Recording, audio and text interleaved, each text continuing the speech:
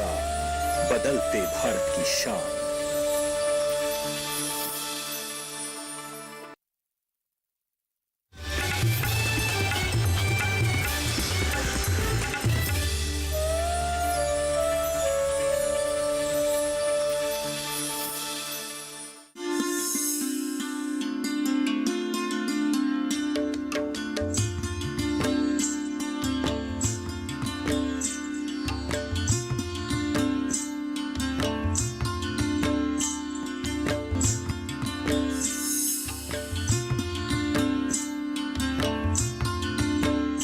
नमस्कार, आप देख रहे हैं दूरदर्शन किसान कार्यक्रम गांव किसान में आप सभी का स्वागत है। मैं हूं आपके साथ मोनालिसा। कार्यक्रम गांव किसान में हम हमेशा की तरह हाजिर हैं आपके लिए कृषि क्षेत्र से जुड़ी हुई कुछ महत्वपूर्ण जानकारियां लेकर, और ये जानकारियां आपको 3 सेगमेंट के माध्यम से दी जाएगी। खेती किसानी, हमारा पशुधन और कामयाब किसान की दास्तान। तो चलिए शुरू करते हैं आज का ये कार्यक्रम।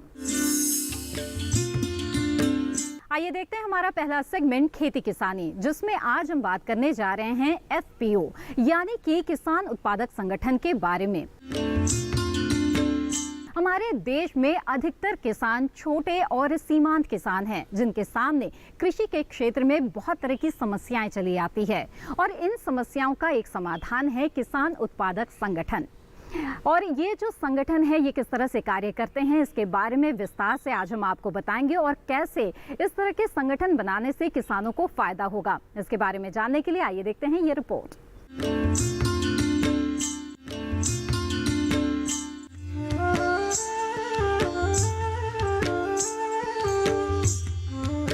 हमारे देश में छोटी और सीमांत किसानों की संख्या अधिक है।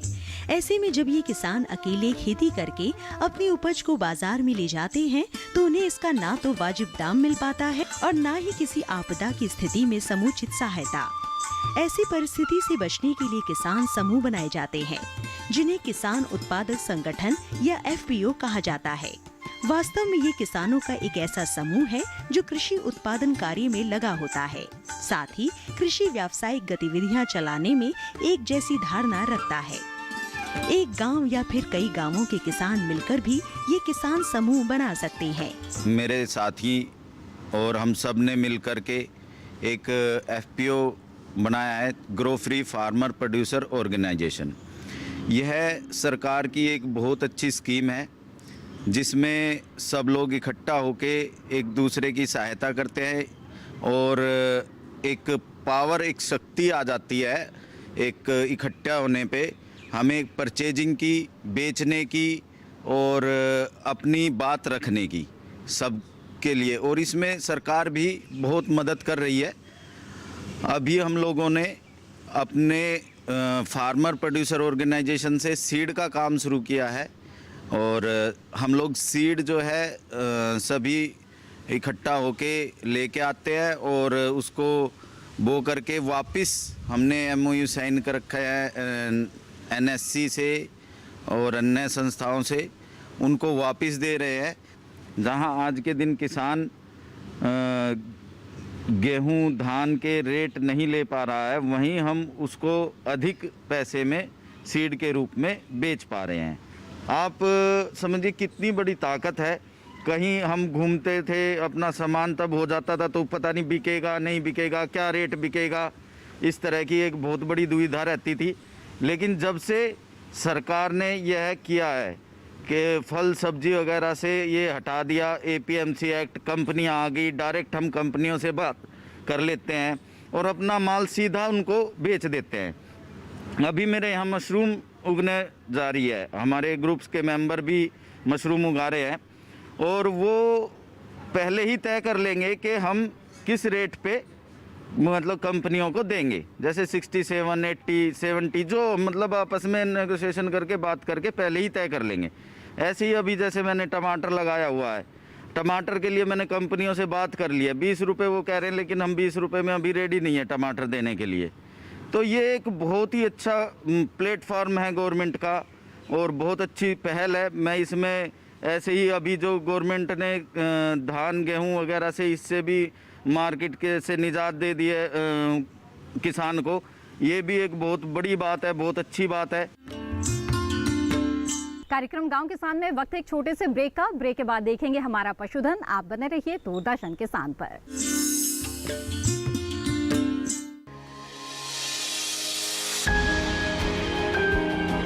सहेजे कण कण को,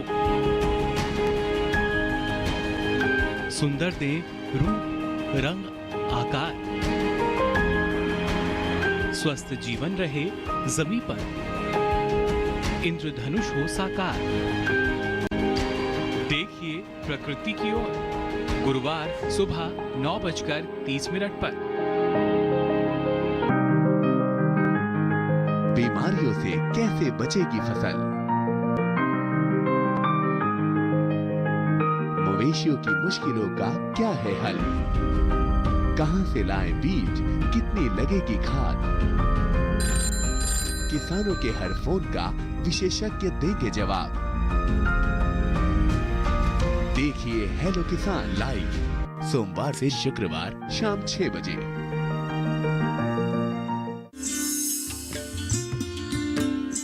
ब्रेक के बाद आप सभी का फिर से स्वागत है कार्यक्रम गांव किसान में। और आइए देखते हैं हमारा अगला सेगमेंट, हमारा पशुधन। जी हाँ, किसान अगर खेती के साथ साथ पशुपालन को भी अपनाते हैं तो उन्हें काफी फायदे हैं। अतिरिक्त आमदनी का स्रोत उनके लिए होता है, साथ ही खाद्य सुरक्षा भी सुनिश्चित होती है। और किसानों के लिए पशुपालन में कई तरह के विकल्प मौजूद है, लेकिन सबसे ज्यादा किसान जिस पशुपालन से जुड़े हुए हैं वो है गौपालन। और इससे कई फायदे किसानों को है। आइए विस्तार से जानते हैं कि गौपालन के दौरान किसानों को किन बातों का ध्यान रखना चाहिए।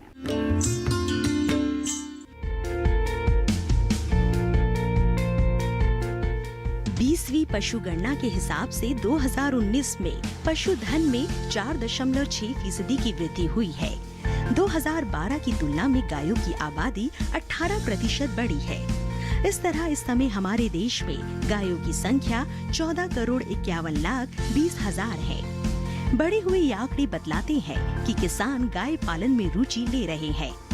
इसके अलावा डेयरी उद्योग में भी इजाफा हो रहा है। अन्य पशुओं की तुलना में गाय पालन बेहद सरल है। ये और भी सरल हो जाता है जब किसान अपने खेतों में हरा चारा या फसल अवशेष का इस्तेमाल करते हैं। पशुपालक अच्छे मुनाफे के लिए विदेशी गाय पालन में ज्यादा रुचि रखते हैं, लेकिन कुछ बातों का ध्यान रखा जाए तो देसी गाय से भी बेहतर उत्पादन लिया जा सकता है। गौ पालन के लिए स्थान विशेष की जलवायु के हिसाब से गाय की नस्ल का चुनाव करना चाहिए। अगर गाय की नस्ल अच्छी होगी तो दूध उत्पादन भी उतना अच्छा होगा। गाय पालन का काम हमने 1996 से शुरू किया है। लगभग 22 साल से ज़्यादा हो गए हैं। मेरे पिताजी ने शुरू किया था और उस समय मैं उनका सहायक था। अभी मेरे बच्चे भी मेरे साथ काम कर रहे हैं। पिताजी का आशीर्वाद भी है, पिताजी भी देखभाल करते हैं और मेरे बच्चे और मेरे भाई भी मुझे सहयोग करते हैं। मेरी पत्नी भी मुझे सहयोग करती है। अभी मेरे पास जो है ये छोटी गौशाला है। इसके अंदर गिर नस्ल की गाय है, थारपारकर है, साहिवाल है, हरियाणा नस्ल है, सिंधी नस्ल है। ये जो थार का रेगिस्तान है उसमें पाई जाती है। आजकल थार का एक हिस्सा पाकिस्तान के अंदर चला गया है, तो वहाँ की नस्ल है। राजस्थान की मूलत, अब तो इसको राजस्थान की नस्ल बोलते हैं। बहुत अच्छी नस्ल है। ये नस्ल है जो भारत की क्या विश्व की नंबर 1 नस्ल है। ये गिर नस्ल है और विश्व में सर्वाधिक दूध का रिकॉर्ड गिर का 120 लीटर जो ब्राज़ील के अंदर है, वो भारत से ही वो लोग लेके गए और उन्होंने नस्ल सुधार करके 120 लीटर दूध उत्पादन उन्होंने कर लिया है, जो कि विश्व में अद्वितीय है। कुछ लोग हॉस्टन फ्रीजन को मानते हैं कि वो ज़्यादा दूध देती है, नहीं। नंबर 1 का जो रिकॉर्ड है 120 लीटर का, वो गिर का है। ये साहिवाल नस्ल है। ये पंजाब की 1 नंबर की नस्ल कही जाती है भारतीय नस्ल में, देसी गाय में। ये साहिवाल का जो दूध है बहुत अच्छा होता है, गाढ़ा दूध है और गिर के बाद इसी का स्थान आता है। इसका दूध बहुत ही अच्छे फैट वाला होता है और ज़्यादा दूध दे देती हैं। 20 लीटर से ऊपर इस गाय का दूध है। हमने जो इसका उत्पादन लिया है 20 लीटर लिया है। इसका नाम है जी हरियाणा की नस्ल है ये, और इसको हिसार नस्ल बोलते हैं और नंबर 1 है हरियाणा के अंदर। हरियाणा में जो सबसे ज़्यादा दूध देने वाली नस्ल है इसको हम हिसार नस्ल कहते हैं।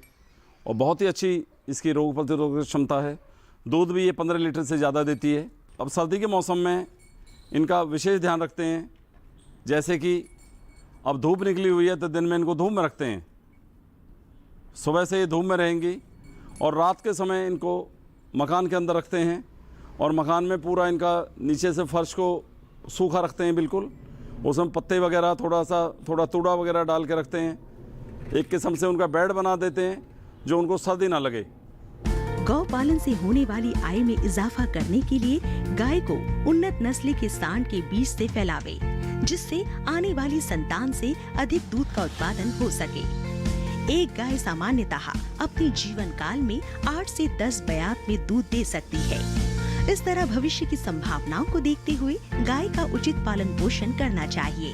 साथ ही कुछ बातों का ध्यान रखना चाहिए, जैसे गाय के बच्चा देने से 60 से 90 दिन में गाय पुनः गर्भित हो जानी चाहिए। इससे गाय से अधिक दूध व अधिक बच्चे मिलते हैं, साथ ही सूखे दिन भी कम होते हैं। गाय के फलने के 60 से 90 दिन बाद पशु चिकित्सा से गर्भ परीक्षण करवा लेना चाहिए, जिससे साल भर का दूध उत्पादन मिलने में असुविधा ना हो। पशुपालक इस बात का ध्यान रखे कि गर्भावस्था के अंतिम 2 माह में दूध नहीं दूहना चाहिए। बेहतर उत्पादन लेने के लिए पशु आहार का ही विशेष ध्यान रखना होता है। पशु का आहार 3 तरह का होता है, जिसमें जीवन निर्वाह, उत्पादन के हिसाब से और गर्भावस्था के लिए शामिल है। जीवन निर्वाह में ऐसा आहार दिया जाता है जिसमें पशु अपनी दैनिक क्रियाएं संपन्न कर सके। इसमें शरीर का वजन नहीं बढ़ता है, लेकिन इसमें कमी करने पर पशु कमजोर हो जाता है। वहीं उत्पादन बढ़ाने के लिए दिए जाने वाले आहार में पशु को जीवन निर्वाह के लिए दिए जाने वाले आहार के अतिरिक्त उसके दूध उत्पादन के लिए दिया जाता है, जिसमें प्रति 2.5 किलो दूध के उत्पादन के लिए जीवन निर्वाह आहार के अलावा 1 किलो दाना देना चाहिए। पशु दाना बनाते समय इसमें खली, मोटे अनाज, अनाजों के बाई प्रोडक्ट, खनिज लवण मिलाना चाहिए।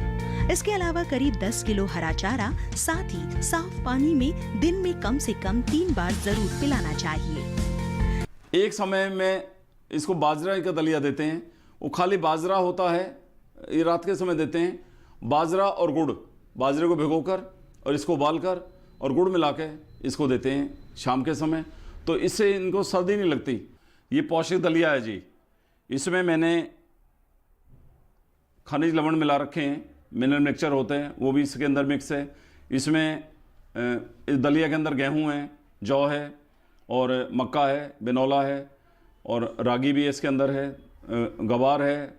और इसमें गुड़ इसमें उबाल के हम डालते हैं। जब इसको उबाल लेते हैं फिर गुड़ डालते हैं, तो इसे खाने से गाय की बहुत पौष्टिकता रहती है, दूध बढ़ता है। तो इसलिए ये इसको हम दोनों समय खिलाते हैं। ये जो मेरे हाथ में है ये खल है, ये खल बिनौला और सरसों की खल है। तो इसको हम भिगो के खिलाते हैं और इसमें साथ में छिलका मिला देते हैं। छिलका बहुत पौष्टिक होता है। जैसे हमें फाइबर की जरूरत होती है, इस तरह गाय के लिए फाइबर की जरूरत होती है। तो ये भरपूर स्रोत है छिलका जो फाइबर का। तो ये छिलके के साथ हम भिगो के इसको बांट बोलते हैं इसको हम, तो ये भी हम इसको खिलाते हैं। ये गुड़ कैल्शियम का भरपूर स्रोत है और गुड़ को हम गाय को रोटी के साथ देते हैं सुबह 10-11 बजे, और फिर इसको दलिया में मिक्स करके देते हैं। गरम दलिया होता है, उबला हुआ दलिया होता है, उसमें मिक्स करके देते हैं। और रात के समय इसको हम, जैसे हम खाना खाने बाद दूध पीते हैं, तो गाय को भी हम इसका मिक्सचर बनाते हैं और गर्म पानी में गुड़ को उबालकर, थोड़ी मेथी डालकर, थोड़ा काला नमक डालकर, थोड़ी अजवाइन डाल के, वो बहुत सारी उसमें मिक्सचर और मिनरल बन जाती हैं, बहुत पौष्टिक होता है। तो रात को जैसे 8-9 बजे के आसपास जैसे हम दूध लेते हैं सोते टाइम, तो इनके लिए भी एक पौष्टिक आहार पेय होता है, ये हम देते हैं। और मौसम के अनुसार जैसे हम खाना खाते हैं, तो इनका खाना भी मौसम के अनुसार बदल जाता है और हम मौसम के हिसाब से इनका पूरा ध्यान रखते हैं। बाजरा है, गुड़ है, गाजर है, चुकंदर है, हरा चारा भी मौसम के हिसाब से हम देते हैं। ये सर्दी का मौसम है तो इसमें बरसिम है, जौ है, जई है और बहुत सारी चीज़ें इसमें मिक्सचर है, वो मिक्सचर हम बना के देते हैं। तो इसको खाने से इनके तमाम तरह के जो मिनरल हैं, विटामिन हैं, उसकी पूर्ति हो जाती है। इसके अलावा मिनरल मिक्सचर भी इनको 50 ग्राम हम रोज़ देते हैं एक समय में। खांड के अंदर मिक्स करके देते हैं, तो उससे भी इनको किसी तरह की भी डेफिशिएंसी जो बॉडी में होती है वो नहीं होती है। पशुपालन करते समय पशुओं के लिए आरामदायक बाड़ा होना जरूरी है। बाड़ा ऐसा होना चाहिए जो सर्दी, गर्मी और बरसात से बचा सके, साथ ही हवादार भी हो। बाड़ी में कच्चा फर्श हो तो ज्यादा बेहतर है, इससे पशु आसानी से उठ बैठ सके और किसी प्रकार का कोई खतरा ना हो। वहीं दूसरी ओर यदि पशु स्वस्थ नहीं होगा तो उससे अच्छा दूध उत्पादन भी नहीं लिया जा सकता। इसलिए जरूरी है कि पशु को पेट के कीड़े की दवा, खुरपका, मुंहपका, गला घोटू का टीका समय पर लगवाएं। साथ ही रोग के लक्षण की पहचान कर तुरंत इलाज कराएं। इस कदम में सरकार पशुपालकों के साथ है। पशु में खुरपका और मुंहपका रोग ब्रुसेलोसिस के लिए राष्ट्रीय पशु रोग नियंत्रण कार्यक्रम के तहत करीब 13,000 करोड़ रुपए का परिव्यय करके समाधान किया जा रहा है। इस कार्यक्रम के तहत करीब 1.5 करोड़ गाय व भैंस को चिन्हित कर टीकाकरण किया जा चुका है। गाय पालन वैसे तो भारत में कम मुनाफे का व्यवसाय माना जाता है, लेकिन सही देखभाल और जानकारी लेकर इससे कई गुना मुनाफा कमाया जा सकता है। इसके लिए पशुपालन विभाग समय समय पर सही मार्गदर्शन देकर किसानों को, पशुपालकों को जागरूक करने का काम कर रहा है।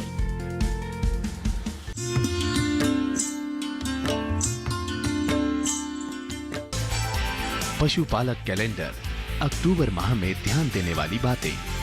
इस माह में सर्दी का मौसम शुरू हो जाता है, अतः पशुओं को सर्दी से बचाव का उचित प्रबंध करें।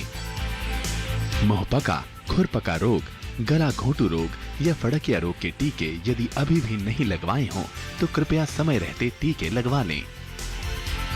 अधिक चारा लेने के लिए बरसीम फसल की उन्नत किस्मों की बिजाई इस माह अवश्य कर लें।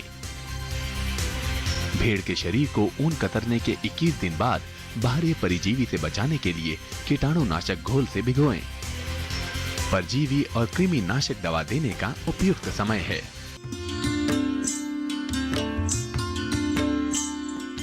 कार्यक्रम गांव किसान में वक्त हो चला है एक और छोटे से ब्रेक का। ब्रेक के बाद देखेंगे कामयाब किसान की दास्तान। आप बने रहिए दूरदर्शन किसान पर।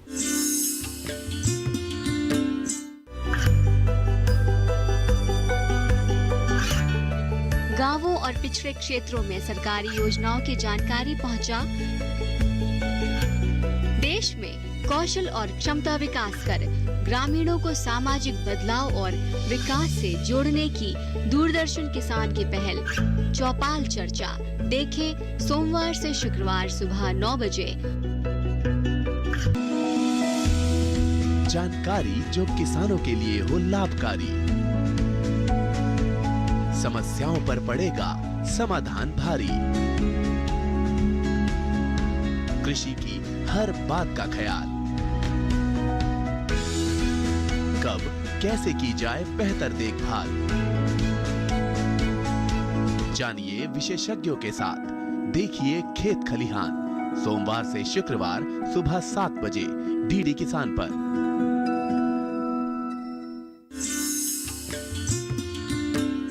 ब्रेक के बाद आप सभी का फिर से स्वागत है। आप देख रहे हैं कार्यक्रम गांव किसान। आइए देखते हैं हमारा अगला सेगमेंट, कामयाब किसान की दास्तान। आज हम एक नहीं बल्कि दो कामयाब किसान से आपको मिलवाने जा रहे हैं। जी हाँ, ये कामयाब किसान की जो जोड़ी है, इन्होंने बकरी पालन कर काफ़ी मुनाफा कमाया है और इतनी कामयाबी हासिल की है कि अब वो दूसरों के लिए प्रेरणा स्रोत बन चुके हैं। तो आइए मिलते हैं इस सफल किसान की जोड़ी से।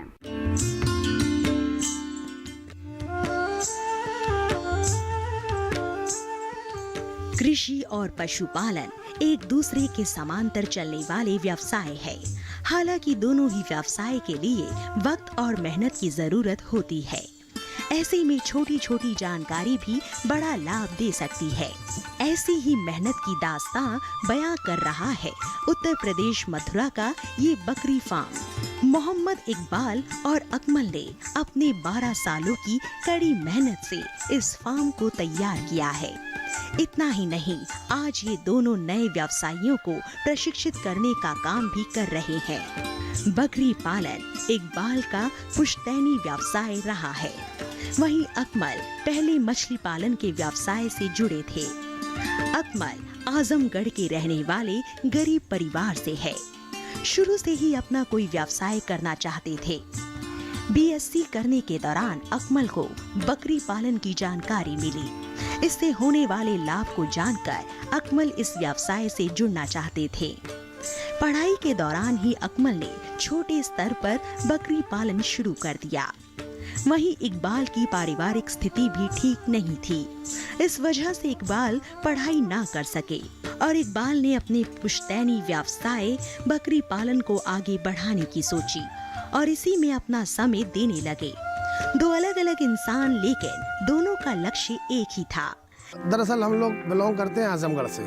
मेरे फादर, मेरी मदर सब लोग आजमगढ़ के रहने वाले थे। मेरे पापा एएमयू पढ़ते थे। एएमयू पढ़ने के बाद उस वक्त हालात बहुत ज़्यादा कमज़ोरी के थे और काफ़ी पहले की बात हो गई है।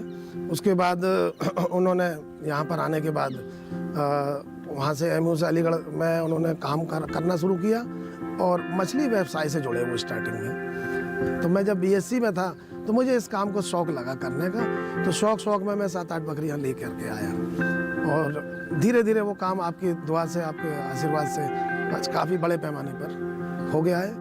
इसी लक्ष्य ने इकबाल और अकमल को मिलाया। आज दोनों को साथ काम करते हुए करीब 12 साल हो गए हैं।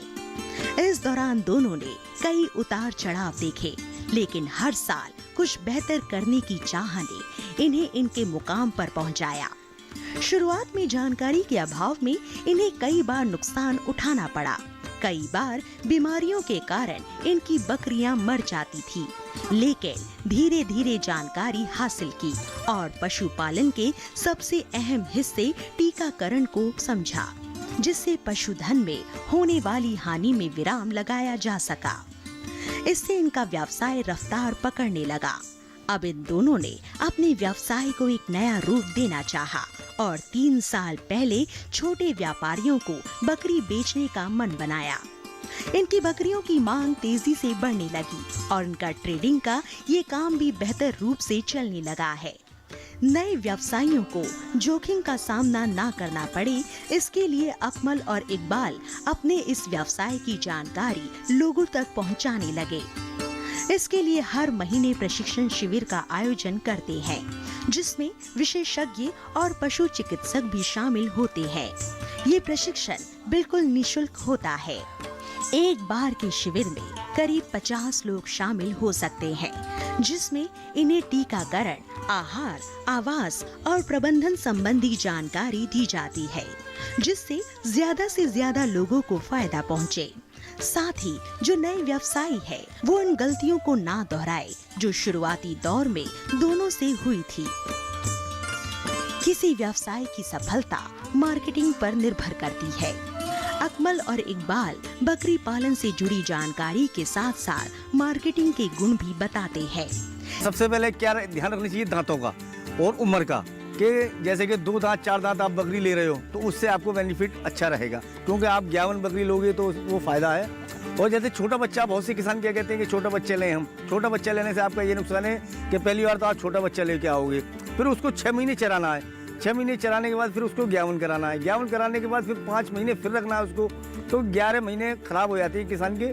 वो उसमें दाना का, चारे का बेस्टिट होगा, मतलब बहुत नुकसान है उसमें। तो इसलिए आप 51 बकरी लें, तैयार बकरी लें, उसमें आप फायदा कर सकते हो। यहाँ तक कि पशुपालकों से लगातार जुड़े रहते हैं और इनकी समस्याओं का समाधान भी करते हैं। पिछले कुछ समय से इस व्यवसाय में संभावनाएं काफी बड़ी है, जो लोगों को रोजगार देने और आत्मनिर्भर बनने की राह आसान करती है।